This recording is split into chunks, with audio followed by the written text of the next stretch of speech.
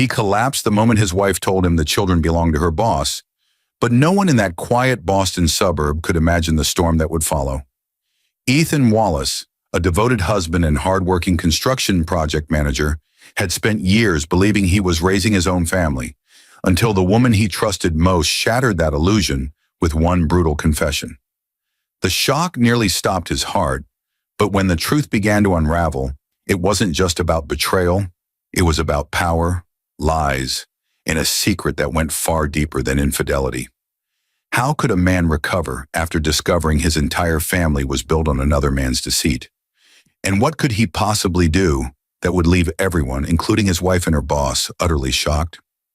The house on Maple Grove Drive looked peaceful that morning, sunlight filtering through the kitchen blinds, the faint aroma of maple pancakes drifting through the air. Ethan Wallace, a sturdy man in his late 30s, with calm eyes and work-roughened hands, was flipping the last batch when Laura walked in. She wore a loose gray sweater and carried that distant, distracted look she'd had for weeks.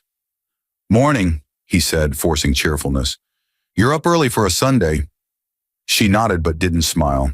Her fingers trembled slightly as she poured herself coffee. The silence between them stretched unnaturally long. Ethan tried again. "The kids are still asleep. I was thinking we could take them to the lake today. Get some air." Laura didn't respond, her eyes fixed on the swirling steam above her mug. "Ethan," she said finally, her voice soft, brittle, "we need to talk." The way she said it, flat, emptied of warmth, sent a chill crawling up his spine. "Talk about what?" She took a deep breath, set the cup down, and looked at him for the first time. Her eyes were red, tired. "About the truth." Ethan frowned. "What truth?" Her lips trembled. "Ethan, the kids aren't yours." For a second, the room lost its sound. Only the faint ticking of the wall clock carried through the air. Ethan blinked, unsure he'd heard her correctly. "What?" "They're not yours," she repeated, voice breaking. "They belong to Mark." His body stiffened. The name hit harder than a slap. "Mark?" he whispered. "Mark Anderson?" She nodded, tears pooling. "It started years ago. I didn't mean for it to happen, but one mistake turned into—" "Stop," he snapped. His chest heaved. "You're saying the man I work for, my boss, is the father of our children?" "I'm sorry, Ethan. I tried to tell you before, but—" He didn't hear the rest. A sharp ringing filled his ears and the world tilted. He staggered backward, gripping the counter. The mug slipped from his hand and shattered against the floor. A rush of dizziness overtook him. His chest tightened, vision tunneling into darkness. "Ethan!" Laura cried, rushing forward, but he didn't hear her. The floor rose up fast, and then nothing. He woke up hours later to the sterile white ceiling of a hospital room. The faint hum of medical equipment filled the air. His brother Nate sat beside the bed, face pale with worry. "Hey, easy," Nate said, rising. "You passed out at home. Laura called the ambulance." Ethan's eyes darted around, dazed. "The kids? They're fine," Nate said quietly. "Doc said it was a panic collapse. Your body just shut down." Ethan stared at the IV in his arm. His mind was a battlefield, memories clashing with disbelief. The first steps, the school plays, the bedtime stories. All of it now haunted by one unbearable thought. None of it was mine.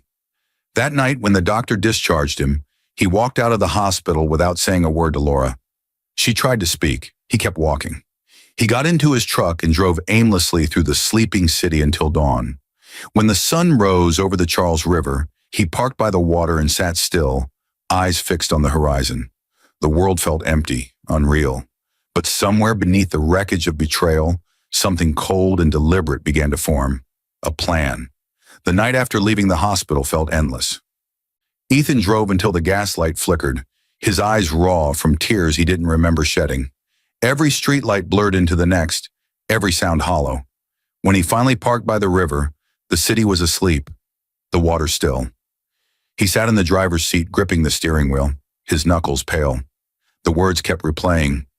"They're not yours, they belong to Mark." He thought of the nights he'd stayed awake helping with fevers, the school projects he'd built from scratch, the birthdays he'd saved months for. 11 years of fatherhood turned into a cruel illusion in a single morning. The ache in his chest deepened until it became a physical weight pressing against his ribs. By dawn, the truck's windows were fogged. His phone buzzed nonstop. Laura's calls, texts, missed calls from his brother. But he ignored everyone. When the sun finally rose, he stepped out, letting the cold air sting his face. He leaned against the hood, eyes on the water, and whispered to himself, "Why, Laura? Why him?"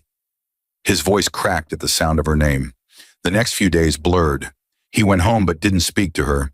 He slept in the guest room, if he slept at all. Laura tried to approach him once, carrying coffee like a peace offering, but his silence made her freeze in the doorway. "Ethan, I didn't mean for it to happen," she murmured. He turned away, staring out the window. "You didn't mean it, but you did it. For 11 years. She left the room quietly, the sound of her footsteps fading like an echo. At work, everything looked the same, but felt poisoned. Mark Anderson, the man he trusted, admired, laughed with colleagues in the hallway, shaking hands while pretending to be the model of success. Ethan forced a smile whenever their eyes met, pretending nothing was wrong, even as his stomach twisted. He knew he couldn't explode. Not yet. Not without proof. That night after the kids were asleep, Ethan sat alone in his office with a notepad in front of him. He scribbled names, dates, numbers, every business trip, every unexplained late night, every odd expense Laura had tried to hide. It wasn't emotion driving him now. It was precision. Pain had turned into calculation. He thought about confronting Mark, but what good was rage without evidence? Mark would deny everything. Laura would hide behind apologies, and the children, those innocent faces, would be caught in the crossfire. He rubbed his temples and whispered, "No, not like this." The next morning, he made a call he hadn't expected to ever make. "Logan Pierce," came the voice on the other end.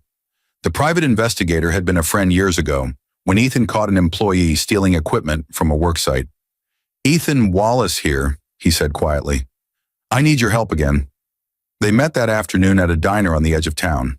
Logan was older now, a gray at his temples, sharp eyes hidden behind tired lines. "You sound worse than you look," he said, stirring his coffee. Ethan slid an envelope across the table. Photos of his family, Mark, Laura. "I need to know the truth. DNA. Every detail." Logan's eyes scanned the photos. "You sure you want that?" Ethan nodded once. "I can't heal without knowing." Within days, Logan had arranged quiet DNA tests using samples from their family home. Hair from a brush, saliva from toothbrushes. The results came in a plain envelope with no logo. Ethan sat in his truck staring at it for an hour before opening it. His hands shook as his eyes found the words that confirmed everything Laura had said. Both children, biologically Mark Anderson's. The paper fluttered from his hands to the floorboard. He sat motionless, the world around him muted. Then slowly, his expression hardened. That night, Laura came home to find Ethan sitting at the dining table. Papers neatly stacked, laptop open. "We need to talk," he said calmly. His voice was so controlled it frightened her. She tried to speak, but he held up a hand.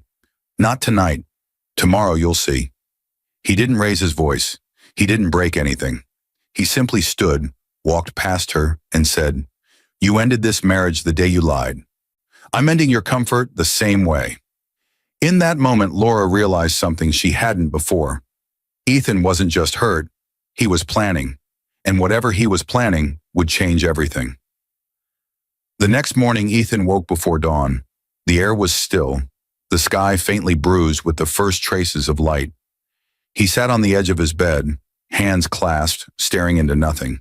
Down the hall, the faint sound of cartoons echoed, his children's laughter.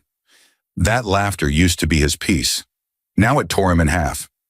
He stood, walked quietly to the doorway, and watched them play. They were calling him Dad with pure, innocent joy. And yet every time they said it, he felt it cut deeper. He wanted to hate them, but he couldn't. They were victims too. He left for work without breakfast, driving with a focus that bordered on obsession. At every red light, memories clashed in his head. Laura's voice confessing, Mark's handshake after promotions, the holidays they'd spent together as friends. He gripped the steering wheel tighter, his jaw locked. The betrayal wasn't just marital, it was professional, personal, spiritual. The man who'd given him a job had been sleeping with his wife and fathering his children. He arrived at one of the construction sites his team managed, a new downtown office tower funded by Anderson Construction. He put on his helmet and vest, blending with the crew. To them, he was just the humble project manager, a reliable man who never raised his voice. They had no idea that behind that calm stare was a storm.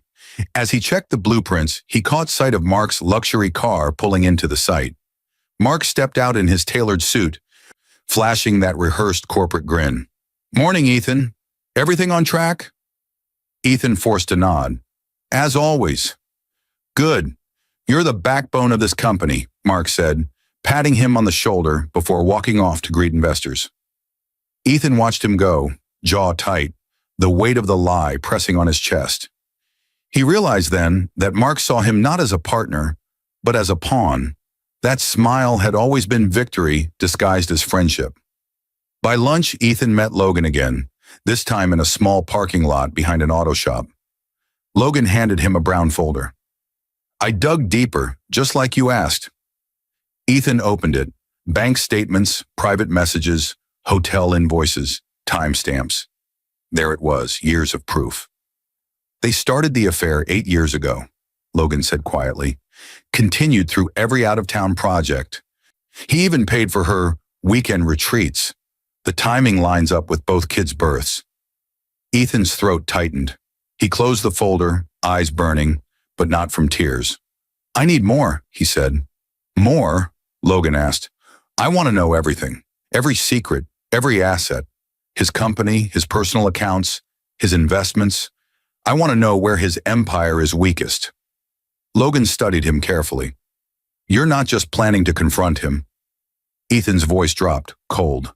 "No, I'm planning to bury him." For weeks, he played his role to perfection, showing up to work, nodding in meetings, smiling when Mark joked. He made no move, no hint of anger. He acted broken, exactly what they expected him to be. Meanwhile, he began calling silent meetings with attorneys and financial analysts he trusted. Claire Donovan, a corporate lawyer and old college friend, was one of them. "Claire, I need to restructure everything," he said during their first meeting at a quiet bar downtown. "All my companies, shares, real estate, everything under new trusts. Irrevocable, sealed, untraceable." She frowned. "Ethan, that's massive. Why?" "Because I don't want a single dollar of what I've built to end up in her hands, or his." She hesitated. "You're planning something, aren't you?" He looked at her, calm and unflinching.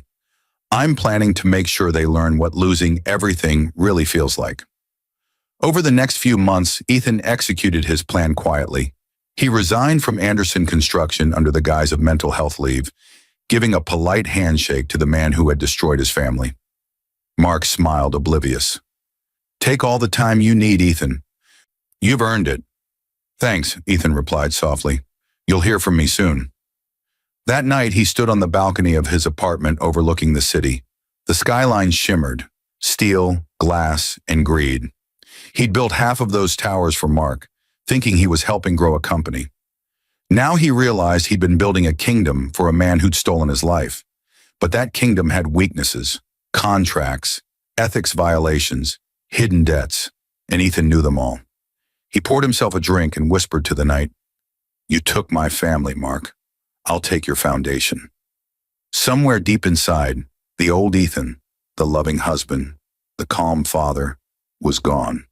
What replaced him was colder, sharper, unbreakable.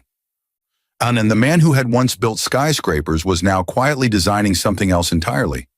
A downfall so devastating it would make both his wife and her boss wish he'd stayed broken. He poured the drink down the sink and slept with the curtains open, as if the city itself needed to witness the bargain he'd just struck with himself. The next morning, he moved with a precision that felt clinical. He told no one, about the conversations he was having, the accounts he was opening, the names he whispered into lawyerly ears. Claire Donovan handled the legal scaffolding, trusts, nominee directors. shell entities domiciled where privacy met the law. Everything went under a small network of fiduciaries and a Delaware holding company, the kind of structure corporations use to hide complexity and protect true owners. Ethan watched each document get notarized and sealed, his signature steady, not a tremor. He didn't burn bridges, he redirected them. He called 3 longtime clients, builders, real estate groups, and a hospital trust, men who had worked with him for a decade and trusted him more than any salesman. He offered them something they couldn't refuse, the same project oversight and integrity they'd always gotten from him, without the inflated fees and PR flash that came with Mark's firm. He didn't sell drama, he sold competence, accountability, and the quiet promise that the checkbooks would be honest.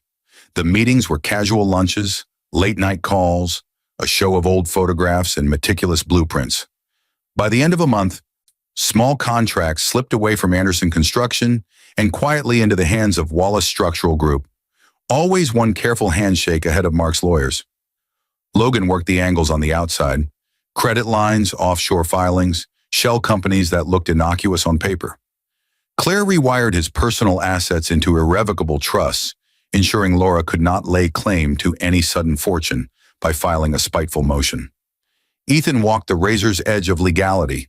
Every maneuver was vetted, audited, and, where necessary, hidden behind layers of legitimate corporate governance.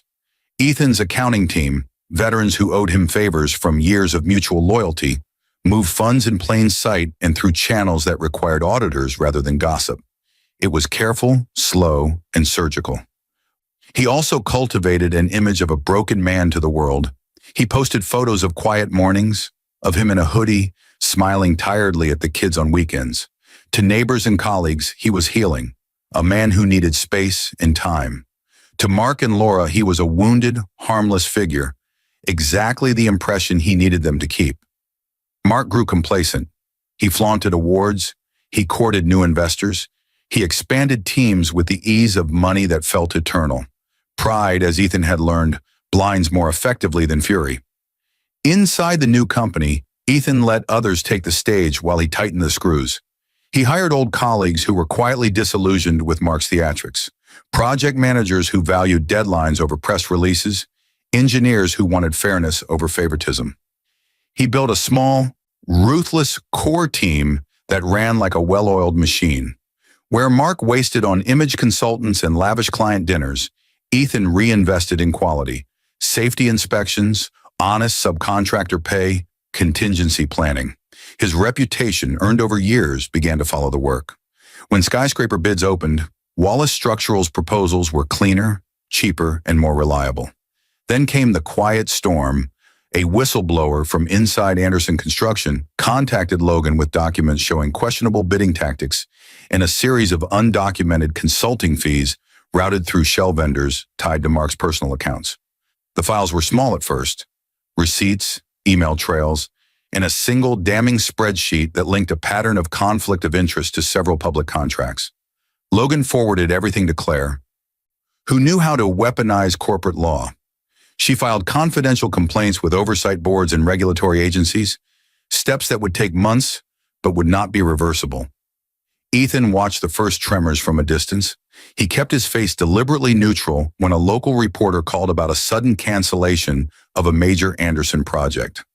He accepted calls from clients with the low-key composure of a man whose hands still shook only in private. Each quiet victory, an awarded bid, a new contract, an auditor's inquiry into Mark's books, was a carefully placed stone in the foundation of a downfall. He had not wanted this life of clandestine maneuvers, but betrayal had made him efficient in ways Payne never had. Every wire, every trust, every shifted contract was a statement. He would not be the man who collapsed and was forgotten.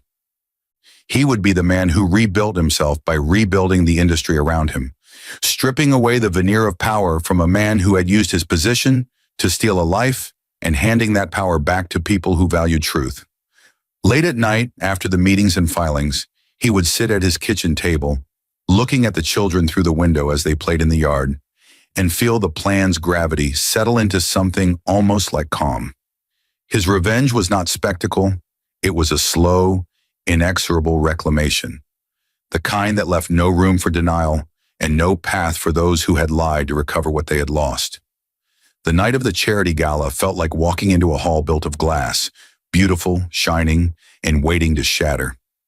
Ethan arrived precisely on time, his black tuxedo tailored to a degree that made him look effortless. The press lights carved angles into his face but left his eyes unreadable. The Seaport ballroom smelled of roses and expensive cologne. Photographers clustered near the red carpet, catching smiles for tomorrow's pages. Guests moved in rehearsed circles, exchanging lines about philanthropy while bidding wards silently over donations. Mark and Laura floated through them like royalty. Laura's emerald gown bright against the muted crowd. Mark's laugh loud and easy. They believed themselves untouchable. Ethan watched them a while before stepping forward, letting the current of the room carry him toward the podium. When the MC announced the evening's biggest donor, applause rose like a tide, then broke as Ethan's face appeared in the doorway and the lights dimmed. Cameras swung, conversations stitched into a single, stunned hush. He walked with the calm of a man who knew every consequence before it landed. "Good evening," he said, voice steady and practiced. "I'd like to start by saying I admire what this foundation does." His words were hospitality with a blade underneath. People smiled politely, waiting for the usual modesty. "Tonight," he continued, "I'm honored to present a donation from Wallace Structural Group, $10 million to support rebuilding after last year's storms." Polite clapping. Reporters shifted, sensing that something was different. He paused and his gaze found Mark and Laura. The air tightened. "There are men in this room," Ethan said, "who build towers. There are other men who build illusions." He let the sentence hang. The MC, flustered, tried to steer him back to the script. Ethan ignored him. "Sometimes," he said quietly, "the foundations of a life look solid until someone pulls the columns out from under them." Cameras zoomed in on Mark's face. His smile twitched. Ethan reached into his inside pocket and produced a sealed envelope. He handed it to a reporter from a local newspaper who stood near the stage, someone he'd contacted the week prior under the guise of a human interest piece. "This contains documents that may be of interest to the public," he said. The envelope was heavy with evidence. DNA reports, bank transfers, hotel bookings, and messages. It was not just accusation, it was proof. Within hours, the room erupted. Phones flashed, whispers turned to frantic murmurs, and Laura's cheeks drained of color.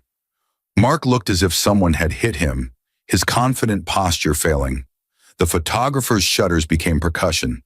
Somewhere, someone shouted that copies of the DNA results had been sent to authorities. Ethan watched it all with a terrible clarity. He didn't shout or gloat. He had no need. The truth, in its cold, clinical form, would do the work for him. By the time the gala dissolved into chaos, Mark's award plaque lay untouched on the table where he'd meant to accept it. Investors who had been elbowing to be beside him at the bar now whispered about conflicts of interest and ethics investigations. A reporter cornered Laura beneath a hanging fern and thrust a voice recorder into her face. "Is it true?" she asked, breathless. Laura's world, which had been measured in cocktail napkins and business cards, folded inward like paper. Outside, the news vans rolled in. By morning, the headlines had a kind of relentless cruelty. Anderson construction scandal. CEO tied to affair. DNA proves children not fathers. Major donor linked to shady accounts. Mark's name was in every ticker. Laura's face, once glossy in lifestyle spreads, stared from phone screens in grainy stills. People who had smiled at them for years now looked at them as if they'd been caught cheating at something larger than marriage. Caught cheating at life's contract. Laura left the gala holding onto a friend's arm, her mascara streaked, her laughter gone. She tried to meet Ethan's eyes as they passed, but he looked away, not in triumph, but as if observing damage he could not unmake. Mark's resignation was demanded before noon.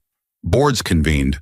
Calls that had previously been invitations to golf turned into accusations and legal counsel. Investors pulled back, not all at once, but in a slow, inexorable tide. That night, alone in a hotel room he'd booked under a fake name months before, Mark sat on the bed and watched the news in numb silence. The empire he'd polished for years cracked into 1,000 reflections.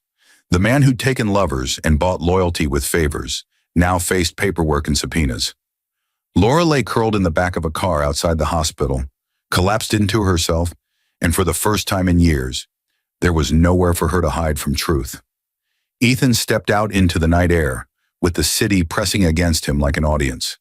The tide of cameras, the flashing headlines, the humiliation, they were necessary, surgical. He had not wanted to break a life. He had only wanted to expose what had been built upon lies. The difference, he told himself as he walked away from the bright lights and the shouting, was that the man who had collapsed the morning of the confession would never be the man who engineered a ruin. He had traded the weight in his chest for the cold certainty that justice, however hewn, would be delivered. The next morning, Boston woke to headlines that turned an entire city's admiration into scandal. Mark Anderson's empire began to crumble before sunrise. His phone rang endlessly, board members, investors, lawyers, all demanding explanations he didn't have. Every news channel replayed the moment Ethan handed the envelope to the reporter. Laura's picture appeared beside his, both caught mid-expression, his in shock, hers in humiliation. Their names trended for all the wrong reasons. Ethan didn't watch the news. He didn't need to. He already knew how it would unfold. The statements, the denials, the half-hearted apologies. Instead, he sat by the window of his new apartment overlooking the harbor, a quiet space untouched by memory. The city glowed gold under the morning sun. He sipped his coffee slowly, steady hands, no emotion visible. For the first time in months, his breathing was even. His phone buzzed. It was Claire Donovan. "It's happening," she said, her voice calm but edged with disbelief. "Regulatory agencies are calling it an ethics disaster. Anderson Construction is under review. You may get subpoenaed as a witness." "Good," Ethan said simply. "Let them dig. I made sure the truth is clean." She hesitated. "And Laura?" He exhaled, watching the horizon. She chose her side. Later that afternoon, he drove past their old neighborhood. The once-trimmed hedges around their house looked neglected, the blinds drawn. Outside, a small group of reporters gathered, shouting questions as Laura tried to pull into the driveway.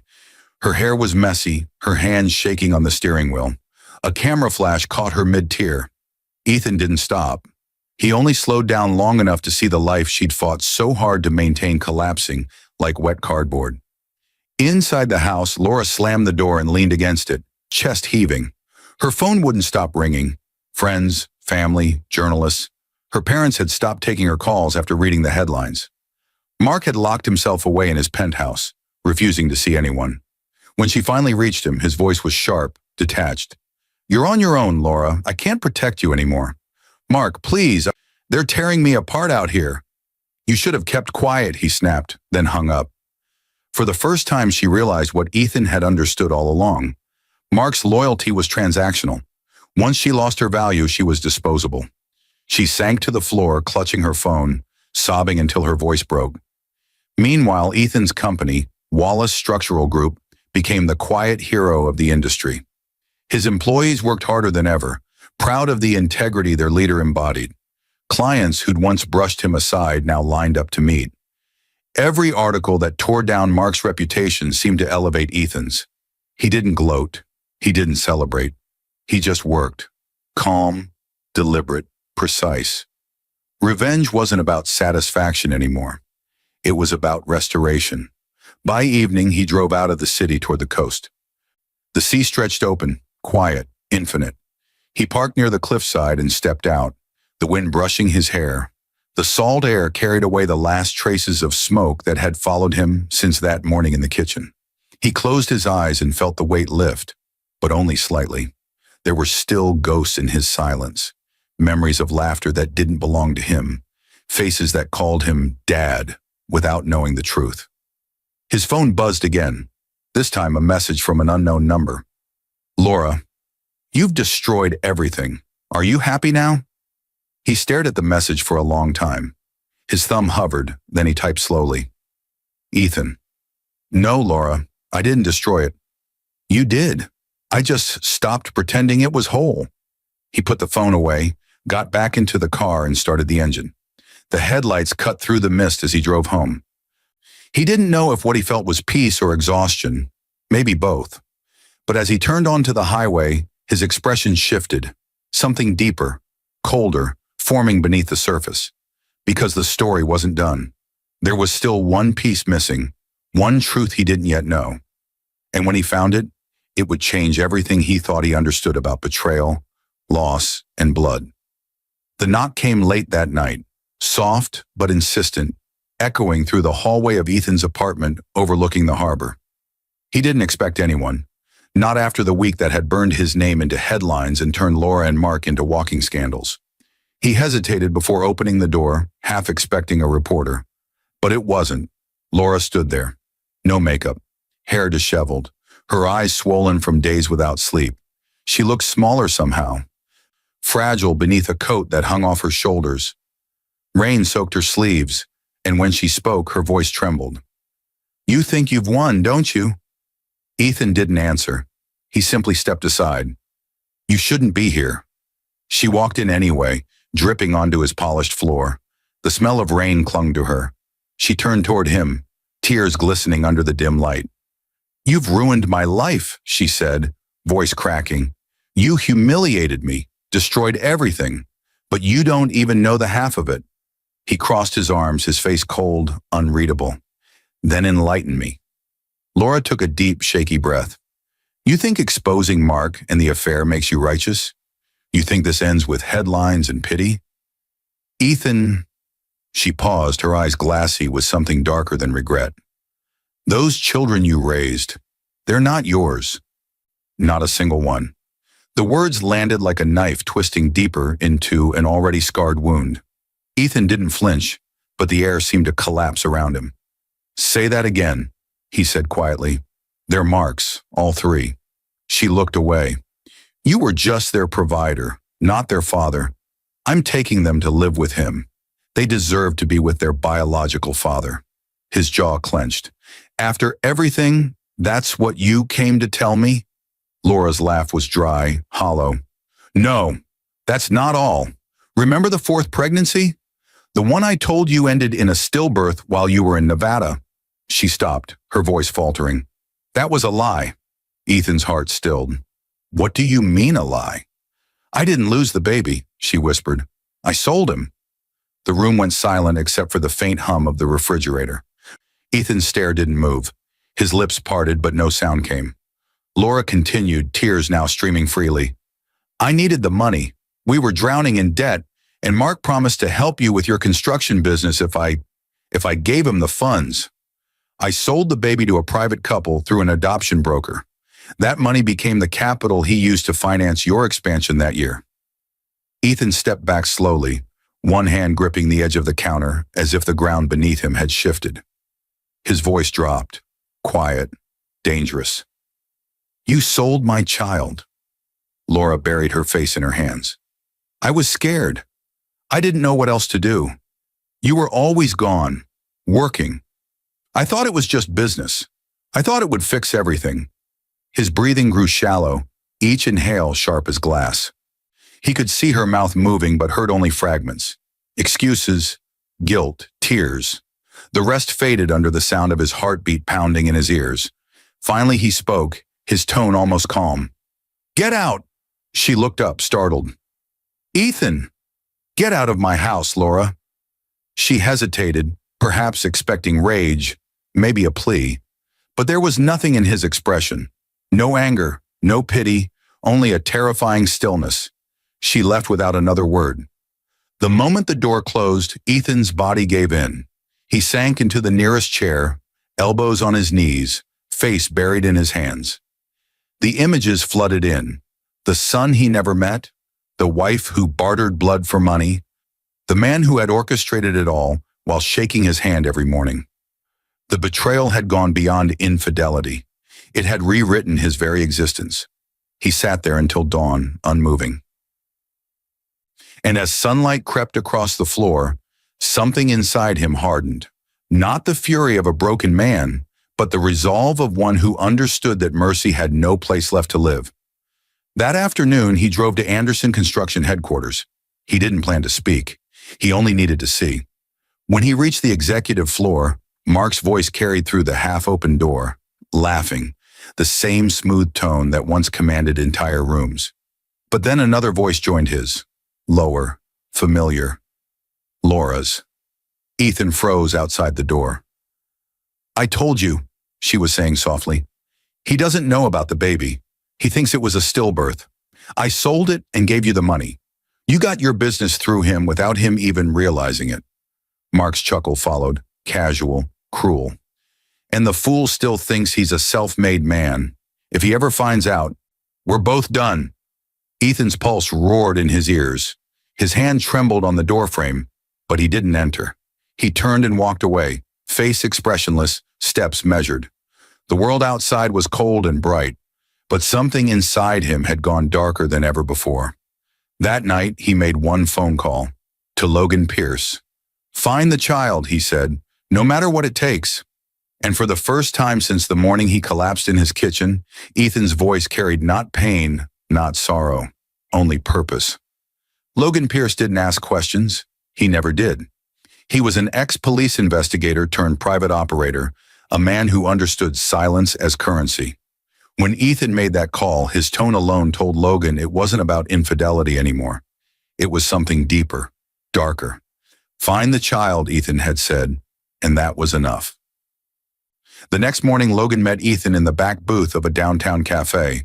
No pleasantries, no wasted words. He slid a manila envelope across the table. "I started digging," he said. "You were right. There's a paper trail, thin, buried under fake adoption records, but it's there." Ethan leaned forward, jaw tight. "How long will it take?" "Depends on how deep you want to go," Logan replied. "The broker who handled the sale disappeared 5 years ago, but the couple who adopted the boy, they're real, wealthy, and discreet. Connecticut address, sealed records, lawyers involved. You'll need leverage or money to open those files." "Money's not the problem," Ethan said quietly. "I'll send you whatever you need." Logan studied him for a moment. "You understand, once I find him, there's no going back. You'll be stirring up something that's legally airtight. They won't want to let go." Ethan's stare didn't waver. "I don't want permission. I want my son." That night, Ethan returned to his penthouse overlooking the harbor, but sleep never came. The confession kept replaying. Laura's trembling voice, Mark's laughter through that office door. He remembered every year he'd worked himself to exhaustion, building the very empire funded by the sale of his child. The irony was venomous. Every glass tower he'd raised was a monument to betrayal. He sat at his desk, opening his laptop. On the screen glowed the empire he'd built in secret. Wallace Structural Group, shell companies and trusts that now controlled nearly half the city's new construction contracts. He had become untouchable, but it meant nothing. Not when his flesh and blood was out there somewhere, growing up believing another man was his father. Weeks turned into months. Logan's updates came in fragments. Old medical files, names of clinics, social workers, records sealed by court orders. Finally, one late evening, Logan called. "I found him." Ethan's breath hitched. "Where?" "Greenwich, Connecticut. Couple named Richard and Elise Porter. No criminal background. Big house. They adopted a boy 7 years ago through a private intermediary. Everything about the file screams money and influence. But Ethan," Logan hesitated. "There's something you need to know. The boy can't walk." Ethan's chest tightened. "What do you mean can't walk?" "Congenital trauma, probably from complications after birth. The doctors called it temporary paralysis, but there's no detailed record. The Porters kept everything private. They have therapists, specialists, but he's been in a wheelchair most of his life." For the first time in months, Ethan's composure cracked. He lowered the phone slowly, staring at the empty space in front of him. His son, his only biological child, had spent years in pain, hidden away in a mansion bought with the money that came from his own stolen blood. The next day, he drove to Connecticut. The Porter's estate was massive, surrounded by trimmed hedges and security gates. He parked a distance away, watching. Through the window of the family room, he saw him, a small boy with dark hair and wide eyes, sitting in a wheelchair, turning pages of a book while a nurse adjusted his blanket. For a moment, Ethan forgot how to breathe. The boy's face had his own quiet gaze, the same dimple in the left cheek he'd seen in childhood photos of himself. He couldn't approach. Not yet. Logan was working on the legal angle, contacting the right people under the radar, tracing where the adoption process had bent the law. Ethan stayed in the car for nearly an hour, memorizing the child's face. When he finally started the engine, there was no sound in his chest, no pounding rage, just a strange, calm ache. Over the following weeks, he built the next phase of his plan. Revenge against Mark and Laura wasn't enough anymore. It had become something smaller compared to what mattered now. Recovering his son was his new war, and he'd fight it quietly, relentlessly, with the same precision that had dismantled Mark's empire. By the time the legal documents were ready and the private negotiations handled, Ethan was ready for the confrontation that would reshape everything again. But what he didn't know was that reclaiming his son would also reopen a part of his heart he'd long buried, one that would lead him to a woman who would heal what betrayal had broken. It began the day he brought his son home and met the maid who would change both their lives forever.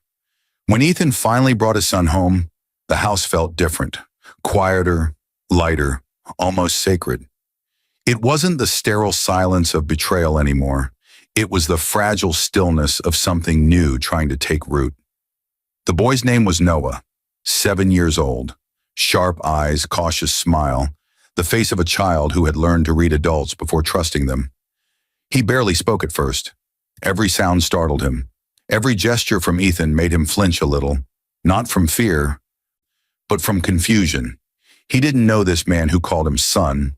The adoption reversal had been swift and quiet. Money moved faster than conscience in those circles, and the Porters didn't fight. Ethan gave them what they asked for, enough to make them vanish from the conversation forever. He didn't blame them. They hadn't known the truth. Laura had made sure of that. But when the paperwork cleared and Noah came home, Ethan stood by the door, unsure how to even begin. Noah's wheelchair squeaked slightly as he rolled into the living room. He looked around, eyes darting from the polished floors to the towering windows. "This is big," he said softly. It was the first thing he'd said since they left Connecticut. Ethan knelt beside him, forcing a smile. "It's home now." Noah nodded, uncertain. "Will I stay here?" Ethan's throat tightened. "Forever, if you'll let me." But caring for a child with mobility issues was something Ethan wasn't prepared for, not emotionally, not physically. He'd spent years managing construction crews and building skyscrapers, but now he found himself struggling with simple things. Lifting Noah, helping him bathe, getting him to sleep. Every attempt felt clumsy, inadequate. One evening, after almost dropping him while trying to move him from the wheelchair to the bed, Ethan realized he couldn't do this alone. The next morning, he called an agency. "I need a live-in caregiver," he said. "Someone experienced, patient, someone who understands children." 3 days later, she arrived. Her name was Mia Carter, late 20s, simple white blouse, jeans, soft voice. She carried herself with quiet dignity, humble but composed. The agency spoke highly of her. "You'll like her," they said. "She's not just good with kids. She has a way of fixing what's broken without making it obvious." Ethan met her at the door, skeptical. "I'm not looking for sympathy," he said. She smiled gently. "Good, I don't offer that." From the moment she met Noah, something in the house shifted. She didn't treat him like a fragile object or a patient. She spoke to him like a person. She knelt to his level, smiled, and said, "Hi, I'm Mia. Do you like pancakes?" He nodded shyly. "Then we'll get along." Within days, Noah started laughing again. Mia had a way of turning therapy into play. She'd help him move his legs by pretending they were racing cars. Every stretch a victory. Ethan often found himself watching from the doorway, this young woman singing softly while Noah giggled through pain. The sound filled the house like light. Weeks passed, and the small victories multiplied. Noah began lifting himself without assistance. Then one morning, Mia called out, voice trembling with excitement, "Ethan, come here!" He rushed to the living room and froze. Noah was standing, wobbling, shaky, but upright. Tears stung Ethan's eyes before he even realized they were there. Noah grinned. "Look, Dad!" For the first time in years, Ethan felt something uncorrupted, pure joy. He knelt beside his son, steadying him as Mia wiped a tear from her cheek. "You did it, Noah," Ethan whispered. "You really did it." That evening, after Noah had fallen asleep, Ethan found Mia in the kitchen washing dishes. "You've done more for him in a month than I have in a lifetime," he said quietly. She shook her head. "You gave him something to live for. I just helped him remember it." He smiled faintly. "You could have taken any job. Why this one?" Her expression softened. "Because once someone took everything from me. Helping people rebuild is how I fight back." Ethan didn't press, but something about her tone, haunted yet resilient, lingered in his mind. Over the next few months, the lines between gratitude and affection began to blur. They shared late dinners after Noah went to bed, small conversations that grew into deeper ones. Mia had a quiet strength, a grace that steadied him in ways he hadn't expected. For the first time since Laura's betrayal, Ethan laughed again. Genuine, unguarded laughter that made the house feel alive. One night, as they stood on the balcony watching the city lights shimmer, Ethan looked at her and said, "You've saved both of us, you know." Mia turned to him, eyes glinting in the city glow. "You don't need saving, Ethan. You just needed someone to remind you what home feels like." What neither of them knew that night was that fate wasn't done weaving its irony, because soon Ethan would learn who Mia truly was, and that the woman who had healed his son's body was tied to the same past that had broken his heart. It happened on a quiet Sunday evening, months after Noah had begun to walk again. The house felt alive now, filled with laughter, music, and the scent of Mia's cooking. Ethan had grown used to the sound of her humming while she worked, a melody that seemed to stitch the home together. For the first time in years, the air inside his walls carried peace instead of pain. That night, Mia was helping Noah assemble a Lego skyscraper by the fireplace when the doorbell rang. Ethan opened it to find Claire Donovan standing there, smiling faintly, holding a folder. "You're impossible to schedule with," she said, "so I came to you." Ethan chuckled, ushering her in. "Guilty. I've been distracted." He glanced toward Mia and Noah, both laughing over a misplaced piece. Claire followed his gaze, a hint of warmth in her eyes. "So that's the famous Mia," she whispered. "You weren't exaggerating. She's exactly what you needed." "Maybe more than I deserve," Ethan said quietly. After Claire left, Ethan found Mia cleaning up the toys. She smiled when she saw him. "Your lawyer's nice," she said. "She's the one who helped with everything?" He nodded. "She saved me more than once." Something flickered in Mia's eyes, an emotion he couldn't read. "Must be nice," she murmured, "having people who believe in you when everything falls apart." He stepped closer. "You have that too now." She smiled, small and fragile. "Maybe." A few days later, while cleaning his study, Mia stumbled upon a photo on Ethan's desk, an old family picture from years ago, taken at a corporate retreat. Laura stood beside him, radiant and smiling, before everything fell apart. Mia froze. Her face went pale. She picked up the frame, her hand trembling slightly, her breath catching in her throat. When Ethan walked in, she quickly set it down, forcing a smile. "Sorry, I didn't mean to." "It's fine," he said softly. "That was another life." She looked at him, searching his eyes. "Laura Wallace," she whispered, almost to herself. "That's your ex-wife?" He hesitated, surprised by the tremor in her tone. "Yes. You've heard of her?" Mia nodded slowly, her voice barely above a whisper. "I knew her, a long time ago. We were in the same college." Ethan frowned. "You knew Laura?" She laughed quietly, but there was no humor in it. "Knew her? I knew her better than anyone. We were roommates sophomore year. She was brilliant, beautiful, charming, manipulative. She always got what she wanted, no matter who she had to step on." He listened silently, the air thickening. "She wanted a scholarship that wasn't hers," Mia continued, voice tight with old anger. "And when she realized I was ahead of her, she framed me, said I plagiarized my research paper. The university suspended me. My entire future collapsed overnight. She didn't even apologize. She smiled when they escorted me out." Ethan stared at her. words failing him. "I dropped out," she said softly. "My parents were sick. I took whatever jobs I could find. Restaurants, cleaning, caregiving, anything to survive. Laura went on to marry rich, live her perfect life. And I thought I'd buried all of that until I saw that photo." Silence filled the room. The fire popped softly behind them. Ethan took a step closer, studying her face. The pain, the strength, the irony of it all. "You're telling me my ex-wife ruined your life? Years before she ruined mine?" Mia nodded, eyes glistening. "Looks like she's good at that." He exhaled slowly, leaning against the desk. "Fate's got a cruel sense of humor." Mia smiled faintly, but tears slipped down her cheeks. "I never thought I'd end up working for you, Ethan. I didn't even know who you were at first, but now, I don't regret it, because it brought me here, to Noah, to you, and I mean this.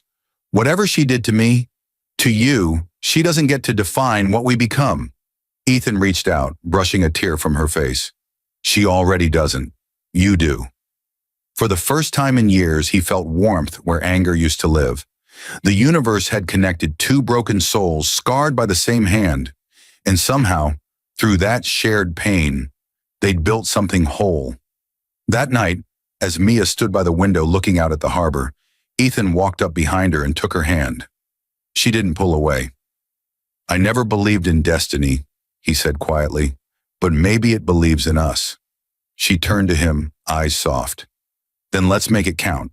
And in that small, quiet room where two lives once shattered by the same woman now intertwined, the past finally began to lose its power. Rain fell softly against the windows that morning, tracing silver lines down the glass as the city woke to another gray Boston dawn. Ethan stood by the window of his study, watching the clouds hang low over the skyline. For once, the sound of thunder didn't unsettle him, it soothed him. It had been almost a year since the scandal, a year since he'd learned every painful truth, and life had quietly rearranged itself into something resembling peace. Down the hall, laughter drifted through the house. Noah was walking on his own now, slowly, carefully, but proudly. Mia's voice followed his, calm and warm, as she encouraged him to take one more step before breakfast. Ethan smiled faintly. That sound, the mix of joy and struggle, had become the heartbeat of his home. He walked to the living room doorway and watched them without interrupting. Noah's legs trembled slightly as he made his way toward Mia, arms outstretched. "You did it!" she cheered, catching him before he stumbled. Ethan felt his chest tighten in quiet awe. The boy who once couldn't stand was now walking, because of her. When Noah saw his father, he grinned. "Dad, did you see that?" Ethan nodded. "I saw it, champ. You're stronger every day." Noah puffed out his chest proudly. "That's because Mia said my legs listen when my heart believes." Ethan chuckled, glancing at her. "She's got a way with words." Mia smiled, brushing Noah's hair from his forehead. "And he's got a way with proving people wrong." The phone rang. Ethan excused himself to the study and picked it up. Claire's voice came through, brisk as ever. "You should turn on Channel 7, she said. "Your ex-wife's name is back in the news." He hesitated before switching on the TV. The headline crawled across the screen. "Former CEO Mark Anderson indicted for financial fraud. Co-conspirator Laura Wallace under investigation." The anchor's voice was steady, clinical. "Sources confirm that Laura Wallace allegedly assisted in falsifying charity donations and diverting funds during her marriage to Mark Anderson. Both face potential federal charges." Ethan's jaw tightened, not in anger, but in grim inevitability. Justice had moved at its own pace, but it had arrived. Claire's voice continued over the line. "You know you could press civil charges for the child sale, right?" "The evidence you gave me—" "No," Ethan interrupted softly. "Let the law handle what's left. I've already taken back what mattered." She was silent for a moment. "You sound free." He looked toward the living room, where Mia was teaching Noah to tie his shoelaces. "For the first time, I am." After hanging up, he stepped outside onto the balcony. The rain had eased, leaving the world washed clean. Below, the city stretched endlessly, the same skyline that once symbolized everything he'd lost. Now it simply stood there, neutral, indifferent, no longer holding power over him. Mia joined him quietly, wrapping her arms around herself against the chill. "You saw the news," she said softly. He nodded. "Yeah." The empire finally collapsed. "She'll try to reach out," Mia said. "People like her always do when the world stops clapping." "She already did," Ethan said, his tone even. "A letter came last week. I didn't open it." Mia studied his face for a moment. "Do you ever wonder why she did it? Why people destroy what's good?" He turned to her, eyes calm. "Because some people only know how to measure love through power, and when they lose control, they panic." She nodded slowly. "And you?" "I learned to measure it by peace." He looked down at her, voice soft. "And you're the first peace I've ever known." She smiled then, not shyly, but with the quiet certainty of someone who had finally arrived where she was meant to be. "You know what's funny?" she said. "If she hadn't ruined both our lives, we never would have met." Ethan smiled, the kind that reached his eyes. "Maybe some storms are just meant to clear the air." Inside, Noah called out from the hallway. "Dad! Mia, come see! I can run now!" They both turned. The boy was running, clumsy, fast, arms flailing, but running. Mia gasped, tears filling her eyes. Ethan stepped forward, arms wide, and caught his son as he stumbled into him, laughing breathlessly. For a long moment, father and son held each other, and the room filled with the sound of something rare. Pure, unguarded joy. Mia stood watching, one hand over her heart. The light from the window touched all three of them, soft and golden, as if the world itself had exhaled. Ethan looked at her over Noah's shoulder. "We're home," he said simply, and this time it wasn't a promise. It was the truth.